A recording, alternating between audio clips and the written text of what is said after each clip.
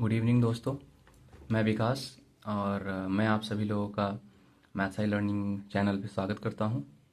आज का जो वीडियो सेशन हम करने जा रहे हैं वो 10th CBSE 10th NCERT trigonometry chapter का करने जा रहे हैं। तो हम स्टार्ट करेंगे, ट्रिग्नोमेट्री के बारे में पढ़ेंगे और तो आइए शुरू करते हैं फिर। बाय द वे मैं बता देना चाहता हूँ आपको कि एक्चुअली में मैं अभी फ्रंट पर आकर के सामने से तो नहीं पढ़ा पाऊँगा, पर रिटेन नोट्स बना करके मैं आपको पढ़ाने जा रहा हूँ ट्रिग्नोमेट्री। तो थोड़ा पेशेंस के साथ और अगर फोकस के साथ अगर आप देखेंगे तो आपको बिल्कुल वैसे ही समझ में आएगा जैसे मैं बोर्ड पे पढ़ा सकता हूँ। अगली बार मैं इसको बोर्ड पे भी पढ़ाने का कोशिश करूँगा, पर ये एक शुरुआती वीडियो है तो मैंने ऐसे ही शुरुआत करने की कोशिश करी है। तो चलिए शुरू करते हैं फिर। देखिए, ये आपके सामने एक पेज लाया हूँ मैं, जिस पे मैंने आपको पढ़ाने के लिए नोट्स रखा हूँ। तो आपके सामने सबसे ऊपर में यहाँ पे दो फिगर्स दिखाई दे रहा होगा, फिगर 1 और फिगर 2। तो फिगर 1 में आप देखेंगे कि एक यहाँ छोटा सा कोई बच्चा है और उसके कुछ दूरी पे एक टावर है, ठीक है। तो ये टावर को जब आप देखेंगे तो ये बच्चा उस टावर को ऊपर की ओर देख रहा है और ये पता लगाने की कोशिश कर रहा है कि इस टावर की हाइट कितनी होगी। तो पहले फिगर में तो ये हो गया। दूसरे फिगर का सिनेरियो मैं समझा देता हूँ। दूसरे फिगर में एक तरफ बिल्डिंग है, बीच में रोड है और रोड के दूसरे साइड एक कार खड़ी है। अब बिल्डिंग के फर्स्ट फ्लोर के बालकनी पे एक यहाँ पे बच्चा खड़ा है, यहाँ पे और ये यहाँ से इस कार को देखने की कोशिश कर रहा है और ये सोच रहा है कि इस कार और इस बिल्डिंग के बीच में ऑन द ग्राउंड डिस्टेंस कितना है, ये सोच रहा है। तो ट्रिग्नोमेट्री हम क्यों पढ़ते हैं? ट्रिग्नोमेट्री इसलिए पढ़ते हैं कि ट्रिग्नोमेट्री में बहुत सारे चीज़ें, जैसे कि एस्ट्रोनॉमी में जो डिस्टेंस हम निकालते हैं या फिर हाइट और डिस्टेंस निकालने के लिए, तो मेन इसका पर्पस है कि हमें हाइट और डिस्टेंस निकालने के लिए बिना किसी मेजरमेंट का केवल एंगल के बेस पे हम ये बता सकते हैं कि इन दो बिल्डिंग्स और इस कार, इन दोनों के बीच में डिस्टेंस कितना है। और बिना किसी मेजरमेंट का केवल एंगल और ट्रिग्नोमेट्री का यूज करते हुए, उस एंगल वैल्यू का यूज करते हुए हम ये भी बता सकते हैं कि इस टावर का हाइट टोटल कितना होगा, ठीक है। तो आज जो हम पढ़ने जा रहे हैं, ये तो मतलब एक ओवरऑल मैंने आपको समझाया है कि ट्रिग्नोमेट्री में बेसिकली हम करते क्या हैं। तो ट्रिग्नोमेट्री का मेन पर्पस ये है कि हम इस तरीके के हाइट एंड डिस्टेंस का इसके बारे में ज़्यादा पढ़ते हैं। और भी बहुत सारी चीज़ें इसमें, फार्मूलाज हैं, फंक्शन हैं, रेशियोज हैं, ट्रिग्नोमेट्री आइडेंटिटीज हैं। तो हम उसको आगे धीरे धीरे शुरू करेंगे। तो अभी मेरा जो मेन पर्पस था ये दोनों सीन को समझाना कि हम करते क्या है ट्रिग्नोमेट्री के थ्रू, या ट्रिग्नोमेट्री जो है वो उसके थ्रू हम क्या करते हैं। तो चलिए शुरू करते हैं। अब यहाँ पे आते हैं ट्रिग्नोमेट्री पे। देखिए, मैंने यहाँ पे ट्रिग्नोमेट्री लिखा है, नाम है ट्रिगोनोमेट्री, ठीक है। तो इस नाम को एज पर इंग्लिश नेम और एज पर इसका जो हिंदी मीनिंग होता है, इन दोनों के आधार पे मैंने दोनों को अलग अलग किया है। ट्रिगोनोमेट्री को अगर हम सेपरेट करते हैं तो ट्राइगोनोमेट्री, मतलब ये तीन शब्द, जिसका ग्रीक लैटिन वर्ड जो है ट्राई, गोनो और मेट्रिक या मेट्रॉन, जिसका मतलब होता है, ट्राई का मतलब 3 होता है, गोनो का मतलब एंगल्स होता है और मेट्रिक या मेट्रॉन का मतलब होता है मेजरमेंट। तो यानी कि अगर हम इसको ओवरऑल ऐसे समझें कि ट्रिग्नोमेट्री क्या है भाई, तो इसके मीनिंग के बेस पर हम ये कह सकते हैं कि trigonometry is the branch of mathematics in which we calculate the relationship between the angles and their sides ratio. अगर उसी तरीके से अगर हम हिंदी की बात करें तो हिंदी में हम देख रहे हैं कि त्रिकोणमिति इसको बोलते हैं। तो त्रिकोणमिति का मतलब हो गया त्रि, कोण और मिति, ये 3 शब्दों से मिलकर के बना है। तो इसका मतलब होता है 3 कोण को मापना, यानी ट्राइंगल में जो हम तीनों एंगल्स को मेजरमेंट करते हैं उनके साइड्स के रेशियो के रिस्पेक्ट में, इसी को हम बेसिकली ट्रिग्नोमेट्री बोलते हैं। अच्छा, यहां पर मैं आपको एक और चीज समझाना चाह रहा हूं कि देखिए, जब ये बच्चा टावर को देख रहा था तो आप जब देखोगे कि इसके आंख से ऊपर देखने में और ग्राउंड पर देखने में, दोनों अगर हम दो ऐसे मेजर रेज को माने जो उसके आईज से निकल रहे हैं, तो एक रेज आ रहा है टॉप ऑफ द टावर और एक आ रहा है बॉटम ऑफ द टावर। तो जो यहाँ पे फॉर्मेशन हो रहा है ट्राइंगल का, वो कैसा हो रहा है? वो हो रहा है राइट एंगल ट्राइंगल का। यहाँ पर भी अब आप देखो तो ये बालकनी में खड़ा है ऊपर में यहाँ पे, और यहाँ पे कार है, बीच में रोड है। अब अगर हम बेसिकली देखें तो यहाँ पर देखो, यहाँ पर ये जो दिख रहा है आपको, यहाँ पे भी एक राइट एंगल ट्राइंगल फॉर्मेशन हो रहा है यहाँ दोनों जगह। तो यानी कि हम अगर ये बात करें तो ट्रिग्नोमेट्री पढ़ते किस में है सर? तो पढ़ते हैं ट्राइंगल्स के लिए, और वो भी मेनली पढ़ते हैं हम लोग राइट ट्राइंगल्स के लिए। ठीक है, अब वापस आते हैं। अब ट्रिग्नोमेट्री का हम मीनिंग समझ रहे थे, तो ट्रिग्नोमेट्री का जो मीनिंग हमने समझा वो ये कि किसी भी राइट ट्राइंगल्स में तीनों एंगल्स का जो मेजरमेंट है, या जो उनके रेस्पेक्ट में जो साइड्स हैं उनके रेशियो को मेजर करना ही ट्रिग्नोमेट्री कहलाता है। और इसके अंदर में जाएंगे तो बहुत डीप जब जाएंगे तो हमें फंक्शंस भी पढ़ने हैं, रेशियो भी पढ़ने हैं, आइडेंटिटीज भी पढ़ने हैं, फॉर्मूलाज भी पढ़ने हैं। ठीक है, तो हम उस पर आएंगे। तो यहाँ तो बेसिकली आपको ये समझ में आ गया होगा कि ट्रिग्नोमेट्री का मीनिंग क्या होता है। ट्रिग्नोमेट्री का मतलब होता है ट्राइगोनोमेट्री, यानी 3 एंगल्स मेजरमेंट, उसी तरीके से 3 कोणों को मापना। अब हम बात करते हैं इसके डेफिनेशन का। तो डेफिनेशन पर जब जाएंगे तो देखेंगे कि the branch of mathematics in which we study about the branch of mathematics in which we study about the relationship between the sides and the angles of a triangle। यानी इसका मतलब ये हुआ कि मैथमेटिक्स का ऐसा ब्रांच जिसमें हम उसके एंगल्स और उसके साइड्स के बीच में जो रिलेशनशिप है उसका अध्ययन करते हैं, उसको हम पढ़ते हैं। और इस स्टडी में ये इन्वॉल्व होता है, क्या इन्वॉल्व होता है? तो रेशियो इन्वॉल्व होता है, आइडेंटिटीज इन्वॉल्व होता है, फॉर्मूलाज इन्वॉल्व होता है, और फंक्शन इन्वॉल्व हो जाता है। इन सारे की, जैसे रेशियोज हो गया, आइडेंटिटीज हो गया, फॉर्मूलाज हो गया, फंक्शन हो गया, इसकी बात हम आगे करेंगे इसमें। ठीक है, पर अभी डिफिनेशन में इतना समझना है कि मैथमेटिक्स का एक ऐसा ब्रांच है ट्रिग्नोमेट्री जिसमें हम एक राइट ट्राइंगल के एंगल्स और उसके साइड्स के बीच में जो रिलेशनशिप होता है, जो रिलेशन है रेशियो का, उसके बारे में हम पढ़ते हैं। ठीक है, और इसमें रेशियो भी आता है, आइडेंटिटी भी आता है, फॉर्मूलाज भी आता है, और फंक्शंस भी आता है to solve the problems. It mainly based on right triangles. अब ये मेनली किस पे बेस्ड होता है? तो राइट ट्राइंगल्स पे बेस्ड होता है, जबकि जैसा कि मैंने शुरू में ही बताया है। ठीक है, तो ये है आपका ट्रिगोनोमेट्री का डेफिनेशन। अब हम बात करते हैं इसके आगे की। तो सबसे पहले हमें क्या करना है? एक now we have to consider a right triangle. तो हम एक राइट ट्राइंगल कंसीडर करते हैं। अब ये राइट ट्राइंगल दिखने में कैसा होगा? It could be like this और लाइक दिस। यानी कि राइट ट्राइंगल ऐसा दिख सकता है जिसमें परपेंडिकुलर जो आपको दिखेगा वो छोटा हो सकता है और बेस जो है वो बड़ा हो सकता है, या फिर ऐसा भी राइट ट्रायंगल हो सकता है जिसमें परपेंडिकुलर ज्यादा बड़ा होगा और बेस छोटा होगा। तो ये मैटर नहीं करता है कि बेस बड़ा होना चाहिए या परपेंडिकुलर बड़ा होना चाहिए। ये भी मैटर नहीं करता है कि परपेंडिकुलर छोटा होना चाहिए कि बेस बड़ा होना चाहिए, या परपेंडिकुलर बड़ा होना चाहिए या बेस बड़ा होना चाहिए। ये मैटर नहीं करता है। मैटर ये करता है कि हमें एक राइट ट्रायंगल कंसीडर करना है। अब हमने एक राइट ट्रायंगल कंसीडर कर लिया। अब राइट ट्रायंगल में जिस पॉइंट पर, जिस वर्टेक्स पे 90 डिग्री का एंगल बनता है, उसके सामने वाले साइड को हम क्या बोलते हैं? हाइपोटेनस बोलते हैं। जैसा कि आपने 9th और 8th क्लास में पढ़ा होगा पाइथागोरस थ्योरम में, पाइथागोरस ट्रिपलेट्स के बारे में। तो अभी हम पाइथागोरस ट्रिपलेट को थोड़ा सा यहाँ पे रिवाइज करेंगे। थोड़ा सा हम रिकैप करके पढ़ते हैं इसके बारे में, क्योंकि पाइथागोरस ट्रिपलेट्स और ट्रिग्नोमेट्री ये दोनों एक दूसरे से रिलेटेड हैं। और पाइथागोरस ट्रिपलेट्स और पाइथागोरस जो थ्योरम है उसका जो मेन स्टेटमेंट है, हाइपोटेनस का स्क्वायर इक्वल टू बेस का स्क्वायर प्लस परपेंडिकुलर का स्क्वायर, वो इसमें बहुत इंपॉर्टेंट है, ट्रिग्नोमेट्री पढ़ने के लिए बहुत इंपॉर्टेंट है। तो हम एक बार फिर से वापस रिकैप कर रहे हैं। तो हम यहां देख रहे हैं कि राइट एंगल ट्रायंगल जो है इसमें 90 डिग्री के सामने जो साइड है उसको हम हाइपोटेनस बोलते हैं।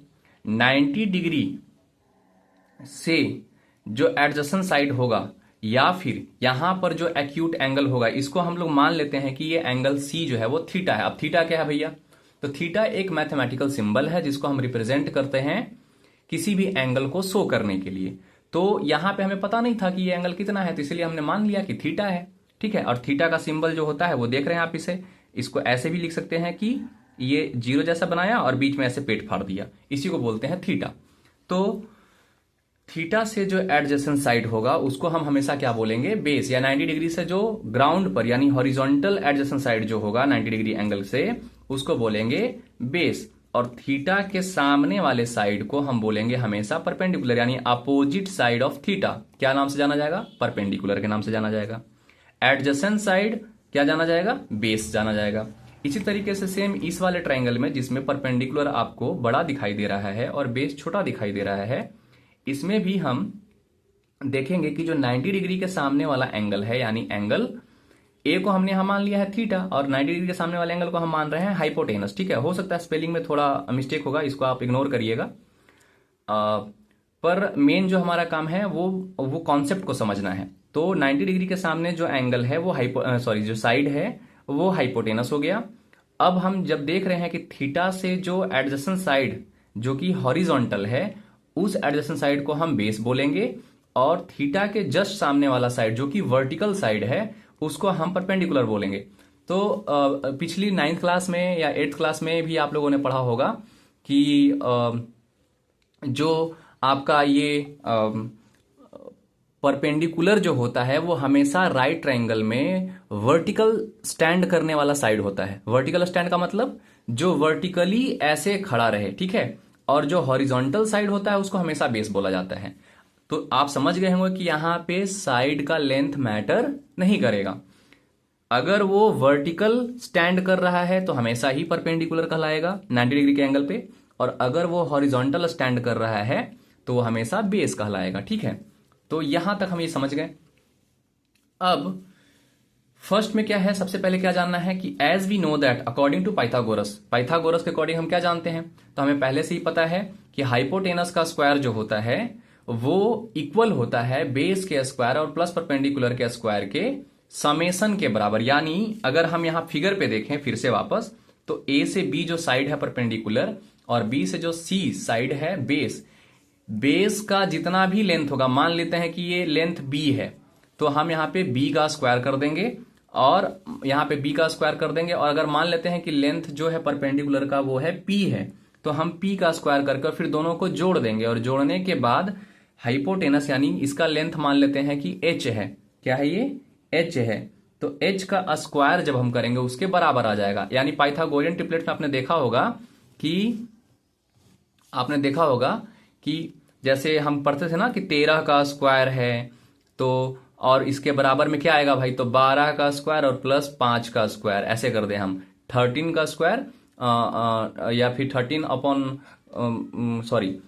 का स्क्वायर इक्वल टू 12 का स्क्वायर प्लस 5 का स्क्वायर। अगर हम 13 का स्क्वायर करते हैं तो 169 आता है, 12 का स्क्वायर करके देखें तो 144 आएगा, और 5 का स्क्वायर करें तो 25 आएगा।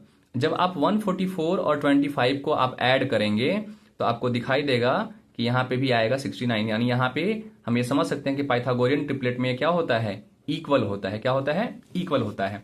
तो पाइथागोरियन ट्रिपलेट्स में आप देखेंगे कि हमको पता है पहले से ही कि according to the Pythagoras theorem hypotenuse का square is equal to base का स्क्वायर प्लस परपेंडिकुलर का स्क्वायर। ठीक है, यहां तक हम समझ गए। We take this Pythagoras triplets together in trigonometry and their ratios.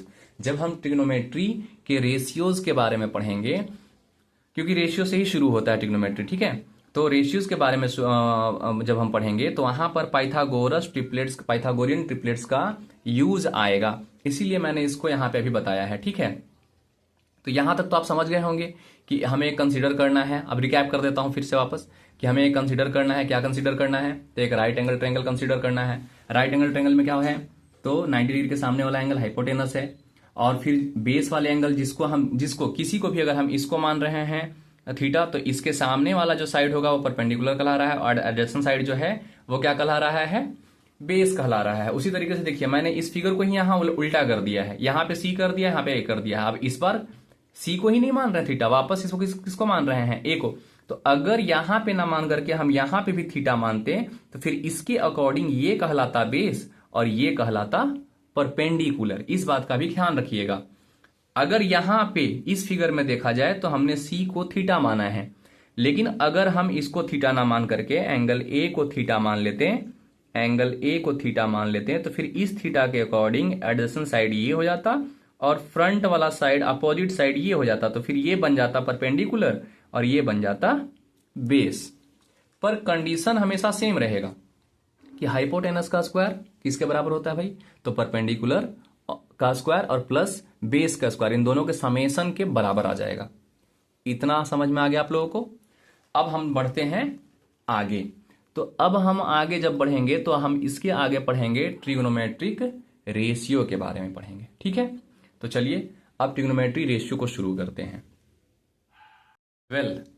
हमने तो पढ़ लिया कि हाइपोटेनस यानी पाइथागोरस वाला तो हमने पढ़ लिया। अब हम यहाँ पे जो पढ़ेंगे वो ट्रिग्नोमेट्रिक रेशियो के बारे में पढ़ेंगे। तो यहाँ पे भी मैं आपको नोट्स से ही पढ़ाने जा रहा हूँ, तो ऑब्वियसली नोट्स ही है अभी मेरे पास। मैं आपके सामने आकर के बोर्ड पे भी नहीं पढ़ा सकता हूँ, उसके लिए थोड़ा टाइम लगेगा, पर आई एम श्योर कि ये भी बहुत जल्द हो जाएगा। तो अब आते हैं नाउ ट्रिग्नोमेट्रिक रेशियो। तो सबसे पहले अभी हमें काम क्या करना है कि ट्रिग्नोमेट्री रेशियो के बारे में हमें समझना है। तो देखिए ट्रिग्नोमेट्री रेशियो होता क्या है। चूंकि ट्रिग्नोमेट्री में हम राइट ट्राइंगल्स में जो थीटा वाला एंगल है उसके सामने जो साइड्स है और उसका जो एडजेसेंट साइड है और जो हाइपोटेनस है, इन तीनों साइड्स के ही उस एंगल के रिस्पेक्ट में जो भी रेशियो बनेगा। तो रेशियो होता क्या है सबसे पहले तो ये समझना है। तो आपने 8th क्लास में भी पढ़ा होगा रेशियो के बारे में, 7th में पढ़ा होगा कि रेशियो जो होता है वो क्या होता है कि means fractional value of two same quantity. जैसे अगर मान लीजिए कि मैं दो नंबर्स की बात करूं या दो लेंथ की बात करूं और उसको फ्रैक्शन के फॉर्म में लिख दूं। जैसे मान लो कि मैं लिख देता हूं 12/18। तो 12/18 को जब हम सिंप्लीफाइड करेंगे, 12/18 को जब हम सिंप्लीफाइड करेंगे, 12/18 को जब सिंप्लीफाइड किया जाएगा, सॉर्ट किया जाएगा, तो यहां पे आ जाएगा आपका कितना, यहां पे आ जाएगा आपको अगर देखा जाए तो ये भी 3 से कटेगा, ये भी 3 से हो जाएगा, तो यहां पे हो जाएगा ये 4 और ये नीचे आ जाएगा आपका 6। फिर ये 2 से कट जाएगा, फिर ये भी 2 से 3 बार में कट जाएगा, यानी फाइनल जो आएगा वो 2/3। तो हम बोलते हैं ना कि भाई ये जो रेशियो आया, जो fraction simplest simplified fraction value जो आया वो 2/3 हो गया। तो इसका रेशियो हम क्या बोलते हैं कि यही रेशियो भी है और यही फ्रैक्शनल वैल्यू भी, यानी 2:3 हो जाता है। तो यानी कि जब हम थीटा यानी जो एंगल है राइट ट्रायंगल में उसके सामने वाले साइड्स या फिर हाइपोटेनस या फिर बेस, ये जो कोई भी साइड्स है उसके बारे में जब हम पढ़ेंगे तो जो सिंप्लीफाइड वैल्यू आएगा, जो फ्रैक्शन वैल्यू आएगा, वही कहलाएगा आपका रेशियो। अब मेन है कि ट्रिग्नोमेट्रिक रेशियो क्या होता है। तो ट्रिग्नोमेट्री रेशियो जो होते हैं वो मेनली 3 होते हैं, है ना। कौन कौन होते हैं, तो पहला आता है साइन, फिर आता है टेंजेंट, फिर आता है सेकेंड, और अदर 3 जो और भी ऐसे तो मतलब 6 पढ़ना है हमें, पर मेनली 3 है, और 3 जो है बाकी इन्हीं का इनवर्स होता है, जिसको हम लोग कोसाइन बोलते हैं, को टेंजेंट बोलते हैं और को सेकेंड बोलते हैं। यानी कि अगर हम देखें तो these are in their full name, है ना। अभी आप जो देख रहे हैं कि साइन, टेंजेंट, सेकेंड, ये सब जो है फुल नेम है इसका। और इन शॉर्ट अगर हम कहें तो टोटल कितने हो जाएंगे ट्रिग्नोमेट्री रेशियो, टोटल हो जाएंगे 6, जिसका नाम है ट्रिग्नोमेट्री रेशियो का नाम जो है वो साइन है, टेंजेंट है, सेकेंड है, कोसाइन है, को टेंजेंट है और को सेकेंड है। इनको शॉर्ट में क्या बोलते हैं, तो साइन को बोलते हैं साइन। ऐसे स्पेलिंग में अगर देखा जाए तो SINE है, पर इसी को इन शॉर्ट स्पेलिंग में देखा जाए तो SIN बोलते हैं, साइन। दूसरा हो गया कोसाइन, तो कोसाइन को बोलते हैं कॉस, टेंजेंट को बोलते हैं टेन, को टेंजेंट को बोलते हैं कॉट, और को सेकेंड को बोलते हैं कॉसिक, और सेकेंड को बोलते हैं सेक। ठीक है, तो इस तरीके से हम ट्रिग्नोमेट्री रेशियोज में 6 रेशियो के बारे में पढ़ेंगे, जिसको हम लोग बोलते हैं बारी बारी से साइन, कॉस, टेन, कॉट, सेक, कॉसेक, जो कि इसी का यहाँ फुल नेम है। आप देख रहे होंगे कि मैंने जो भी यहाँ शॉर्ट नेम है ना उसके नीचे अंडरलाइन किया हुआ है। जैसे साइन SINE है तो SIN साइन, टेंजेंट को टेन कर दिया, सेकेंड को सेक कर दिया, कोसाइन को कॉस कर दिया, को टेंजेंट को कॉट कर दिया और को सेकेंड को कॉसेक कर दिया। यानी ये अंडरलाइन मैंने किया हुआ है वो इसीलिए किया हुआ है कि ये फुल नेम है और इसी का ये शॉर्ट नेम है। अब हम इन 6 रेशियोज, ये जो ट्रिग्नोमेट्री रेशियोज हैं, इन 6 रेशियो को क्या करेंगे, पढ़ेंगे। ठीक है, इनके बारे में पढ़ेंगे और इसके रिस्पेक्ट में पढ़ेंगे। Now relation of these ratio with respect to theta. अब देखो, जब मैंने बोल दिया कि रिस्पेक्ट ऑफ थीटा, यानी एक एंगल को हमें लेना है इन रेशियोज के रिस्पेक्ट में, यानी रेशियोज को जो हम पढ़ रहे हैं किसी एंगल के रिस्पेक्ट में पढ़ रहे हैं, तो इसका मतलब यही हुआ कि साइन जो है वो हमेशा अकेले साइन खाली नहीं आएगा, साइन के साथ थीटा भी यहां लगा आएगा। ठीक है, थीटा क्या कर रहा है, तो थीटा रिप्रेजेंट कर रहा है एंगल को और साइन क्या रिप्रेजेंट कर रहा है, रेशियो को, इसीलिए साथ में रहेंगे। तो साइन थीटा का जो लेंथ है ना, लेंथ में यानी कि साइड का जो लेंथ में रेशियो आएगा, उस रेशियो में वैल्यू जो होता है साइन थीटा का जो रेशियो वैल्यू आ जाएगा वो ये हो जाएगा P अपॉन H, यानी परपेंडिकुलर बाई हाइपोटेनस, ये वैल्यू होता है। कॉस थीटा को बोलते हैं B बाई एच, यानी base upon hypotenuse. Tan theta का जो रेशियो वैल्यू आएगा वो P बाई बी, यानी कि परपेंडिकुलर बाई बेस, यानी P अपॉन बी। अब इसी तरीके से इनवर्स की अगर बात करें तो देखो यहां पे आप ध्यान से कि टैन थीटा का जस्ट उल्टा हो जा रहा है, यानी उलट जा रहा है ना, को टेंजेंट कौन हो जा रहा है भाई, तो देखो P बाई बी था और यहां हो जाएगा B बाई पी, इनवर्स हो गया ना, उल्टा हो गया, तो इसको बोलेंगे बेस बाई परपेंडिकुलर। सेक, अब यहां पे आप देखिए कि टैन का उल्टा ये हो गया। अब सेक जो है वहां देखिए, सेक जो है, सेक थीटा का वैल्यू हो जाएगा H बाई बी और कॉसेक थीटा का जो वैल्यू हो जाएगा H बाई पी, यानी हाइपोटेनस बाई परपेंडिकुलर।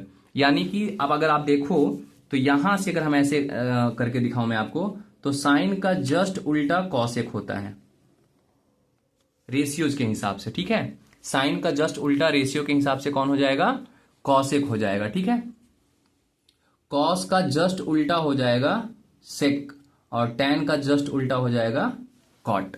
यानी आप यहां पे देखो, कॉट का देख रहे हो B बाई पी है और टैन का है P बाई बी है, सेक का है H बाई बी है और कॉस का है B बाई एच है, कॉसेक का H बाई पी है और साइन का P बाई एच है। तो इस तरीके से आप देखोगे तो उल्टा हो जाएगा। अब इसको शॉर्ट में हम कैसे पढ़ेंगे, तो यहां देखो मैंने आपको एक चार्ट बनाया है, यहां पे इस चार्ट को देखिए, इस चार्ट में आप देख रहे हैं तो SCT लिखा हुआ है, यानी साइन कॉस टैन। ठीक है, अब इसको एक नाम से हम याद रखेंगे, कैसे, तो पंडित बद्री प्रसाद हरि हरि बोल। ठीक है, तो यहां पे आप दिख रहा है आपको कि मैंने चार्ट जो बनाया है वहां पे है, ये रिलेशन शो कर रहा है किसका, साइन थीटा का। तो साइन थीटा का देखिए, साइन थीटा यहां मैंने ऊपर में लिखा है इसको। अब इसका जो रेशियो में रिलेशन आएगा वो क्या आएगा, P बाई एच का, यानी परपेंडिकुलर बाई हाइपोटेनस। अब परपेंडिकुलर चाहे जितना भी वैल्यू में रहे, जितना भी सेंटीमीटर में रहे, मीटर में रहे, हाइपोटेनस भी सेम मीटर या सेंटीमीटर में रहे, वो मैटर नहीं करता है। मैटर करता है कि इसका जो रेशियो होगा वो P बाई एच का होगा, कॉस थीटा का जो वैल्यू होगा B बाई एच होगा और टैन थीटा का जो वैल्यू होगा वो P बाई बी होगा। देखिए यहां पे जो मैंने एरो दिया हुआ है वो नीचे, यानी पहले ये आएगा फिर उसके बाद ये आएगा। अब इसी को जस्ट उल्टा करें तो यहां पे देखिए CSC लिखा हुआ है, या फिर इससे इधर से भी पढ़ेगा तो CSC ही आएगा। तो यानी ये वाला C क्या है, तो ये वाला C जो है कॉसेक है, यानी साइन का उल्टा, और ये वाला क्या है, सेक है, यानी कॉस का उल्टा, और ये वाला क्या है, टैन है, यानी सॉरी ये वाला है आपका कॉट है, यानी टैन का उल्टा। तो आप देखोगे कि कॉट जो वैल्यू टैन थीटा में P बाई बी है वही वैल्यू कॉट थीटा में B बाई पी हो जाएगा, यानी नीचे से ऊपर की ओर जा रहा है, यानी B पहले और फिर P नीचे। सेक थीटा में अगर आप देखोगे तो H ऊपर आ जाएगा और B नीचे, यानी H by B. Cosec theta में H बाई पी। या अब इसको याद रखने का तरीका है ऐसे कि SCT और नीचे CSC और इस तरीके से पंडित बद्री प्रसाद हरि हरि बोल। इस तरीके से आप इन ट्रिग्नोमेट्री रेशियोज के बारे में आप पढ़ेंगे।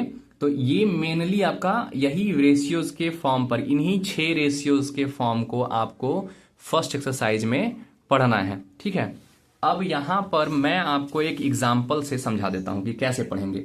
सपोज कर लीजिए कि आपका एक राइट एंगल ट्राइंगल दिया हुआ है। ठीक है, ABC, कई बार ऐसा फिगर दिया रहेगा, कई बार आपका नहीं दिया रहेगा, सीधा सीधा लिखा रहेगा कि एक ट्राइंगल है ABC, उसमें परपेंडिकुलर जो है वो दिया हुआ है आपका 17 और जो आपका ये 17 दिया हुआ है और ये जो आपका रहेगा ये 15 दिया हुआ है, ये 15 दिया हुआ है। तो ये निकालिए, यानी अब मतलब ये नहीं निकालना है यहाँ पे। अब मान लेते हैं कि दिया हुआ है एंगल सी के रिस्पेक्ट में, एंगल सी के रिस्पेक्ट में थीटा मानते हुए निकालना है। तो मान लीजिए कि इसको थीटा मान लिया हमने, ठीक है, और ये है एंगल। तो सबसे पहले क्या काम करना है, हमको ये भी साइड चाहिए ना, ये भी साइड चाहिए, ये दोनों तो दिया हुआ है ऑलरेडी। तो हम क्या करेंगे, पहले ए बी निकालेंगे। तो हमको ए बी निकालने के लिए क्या करना पड़ेगा, 17 के स्क्वायर में से 15 का स्क्वायर को आप घटा दीजिए। तो ये आ जाएगा 289 और ये आ जाएगा 225, घटाओगे आप तो आ जाएगा आपका कितना, यहाँ पे आ जाएगा ये 4 और यहाँ पे आ जाएगा ये आपका 6 यानी 64, और 64 को अंडर रूट कर दोगे, ठीक है, तो ए बी आपको मिल जाएगा यानी कि 8 आ जाएगा। तो ये आ गया आपका 8। अब इसमें बोला, इस क्वेश्चन में बोला रहेगा कि फाइंड द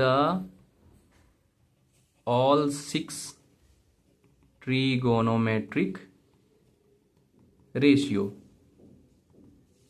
तो हमें क्या करना है, साइन से लेकर के बारी बारी 6 निकाल देना है। तो देखो आप, सबसे पहले साइन थीटा, तो साइन थीटा का वैल्यू क्या होता है, पी बाई एच होता है। तो अब यहां देखना है हमें कि पी कितना है, तो पी का वैल्यू 8 है, एच का वैल्यू कितना है, तो 17 है। तो साइन थीटा का वैल्यू कितना आ गया, 8/17। कॉस थीटा, तो कॉस थीटा का वैल्यू होता है बी बाई एच यानी बेस बाई हाइपोटेनस, ठीक है। तो बेस बाई हाइपोटेनस है, तो बेस हमें यहाँ देखना है कितना है, तो यहाँ 15 है, तो यहाँ लिख देंगे 15। हाइपोटेनस कितना है, 17 है, तो यहाँ लिख देंगे 17, और यही आपका हो गया आंसर, कॉस थीटा निकल गया। अब निकालना है हमें टैन थीटा। तो टैन थीटा निकालने के लिए हम वैल्यू देखेंगे यहाँ पे, तो यहाँ पे देखिए पी बाई बी आता है। अब हमें फिर से वापस इस ट्रायंगल पर ध्यान देना है। तो पी कितना है, 8 है, बी कितना है, 15 है, तो इक्वल टू 8/15 कर देंगे, ये निकल गया टैन थीटा। अब इसी का जस्ट हमको उल्टा करना है, तो कॉट थीटा अगर हमको निकालना है तो कॉट थीटा को क्या कर देंगे, जस्ट इसका उल्टा कर देंगे, यानी 15/8। अब हमें निकालना है सेक थीटा, तो सेक थीटा बराबर होता है कॉस का जस्ट उल्टा होता है यानी h/b। तो सेक थीटा जो है वो हो जाएगा मेरा 17/15, और साइन का जस्ट उल्टा होता है कॉसेक थीटा, तो 17/8 कर देंगे। ये मेरा निकल गया 6 ट्रिग्नोमेट्री रेशियो, सारे के सारे मेरे निकल गए। तो इसी तरीके से मेन इसी वैल्यू पे आपका पहला एक्सरसाइज है कि आपको दिया रहेगा किसी भी ट्राइंगल में आपका कोई भी दो, चाहे हाइपोटेनस या परपेंडिकुलर या फिर परपेंडिकुलर या फिर बेस दिया रहेगा या फिर बेस या हाइपोटेनस दिया रहेगा, यानी कोई दो ठो दिया रहेगा और इसी के बेस पे आपको बोल दिया रहेगा कि ट्रिग्नोमेट्री रेशियो निकालिए। या फिर कई बार हो सकता है क्वेश्चन में आपको जो रहेगा वो ऐसे रहेगा कि साइन थीटा का वैल्यू दिया हुआ है, साइन थीटा का वैल्यू आपका अगर दिया हुआ है कि 8/15 है, तो बाकी के ट्रिग्नोमेट्री रेशियो भी निकालिए। तो इसका मतलब क्या हुआ, इसका मतलब ये हुआ कि साइन थीटा का वैल्यू क्या होता है, p/h होता है, यानी कि p मेरा दिया हुआ है कितना 8 और h कितना है 15। तो हम p को कंसीडर कर लेंगे 8 और h को कंसीडर कर लेंगे 15, और यहां से फिर ट्रिग्नोमेट्री रेशियो में हम पाइथागोरस थ्योरम लगा करके हाइपोटेनस के जगह पर सॉरी ये तो दिया हुआ है ही, परपेंडिकुलर के जगह पे भी ये दिया हुआ है, हम निकालेंगे बेस। तो हमें जब फिर मिल जाएगा बेस मिल जाएगा, परपेंडिकुलर मिल जाएगा, हाइपोटेनस मिल जाएगा, तो उसके अकॉर्डिंग हम 6 ट्रिग्नोमेट्री रेशियो निकाल सकते हैं। तो इस क्लास में बस इतना ही, बाकी प्रॉब्लम सॉल्विंग क्लास इसके नेक्स्ट क्लास में आएगी आप लोगों की। तो आई होप कि आप समझ गए होंगे। अगर आप नहीं समझे होंगे तो कमेंट बॉक्स में आप कमेंट डाल दीजिएगा कि आपको ये पोर्शन समझ में नहीं आएगा। तो अगले जब मैं रिपीट मोड पे मतलब जो प्रॉब्लम क्लास लेकर के आऊँगा इससे इसी ट्रिग्नोमेट्री रेशियो से लेकर के, तो उसमें मैं उन चीज़ों को फिर से समझा दूंगा। तो आई होप कि आप समझ गए होंगे। तो आप इस तरीके से प्रैक्टिस करिए, मैंने एक एग्जाम्पल भी समझा दिया। अब आपको बेसिकली अभी इसी 6 रेशियो को पढ़ना है। इसके बाद अगले क्लास में हम इन्हीं 6 रेशियो से रिलेटेड कुछ फार्मूलाज हैं उनको लेकर के आएंगे। फिर उसके बाद हम और भी ट्रिग्नोमेट्री रेशियोज में आगे फार्मूलाज को भी पढ़ेंगे। तो आई होप कि आप समझ गए होंगे और आप चैप्टर स्टार्ट करिएगा, बनाइएगा। और बाकी जो कोई भी अगर प्रॉब्लम किसी पॉइंट पे आपको समझ में नहीं आया तो उस पॉइंट को मैं फिर से रिकैप में अगले वीडियो में डाल दूंगा। तो धन्यवाद, और इस क्लास को यहीं पे ख़त्म करते हैं। Thank you.